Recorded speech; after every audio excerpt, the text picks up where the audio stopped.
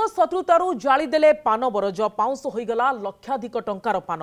बालेश्वर जिला भोगराय ब्लॉक बाड़ सरिसा गाँव रामकृष्ण जेना दीर्घ वर्ष धरी पाख गाँ गंभारिया पान चाष कर आसुले किंतु कहीं दुर्बृत्त निया लगाई देइछंती से अभियोग करिसेंती एवं निया लगी 2 ରୁ 3 लाख टंकार संपत्ति नष्ट हो जाइछि। तेबे पूर्व शत्रुता को नहीं एभली अग्निकांड कराଯାଇଛି बोली पानबरज मालिक अभियोग करिसेंती। जीवन जीविका नियारे जଳି जिबा परे केमिति पानबरज को पुणी सजाड़िबे आ निजे केमिति बंचिबे ताकू नहीं चिंतारे पड़िछंती परिवार।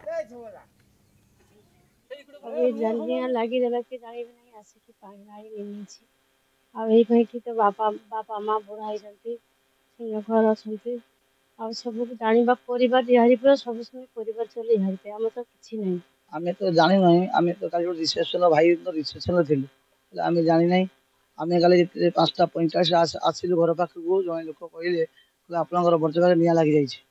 आमे भाई मन का घिनी की आसिलु निया जळुची एवं आमे निया निभेव चेष्टा कलु हुदुदी जळुतला निया निभेलु निभि भी गला अरे अन्य भाई ने समस्त आसिले कि लोक माने आसिले समस्त लागी निया निभेले।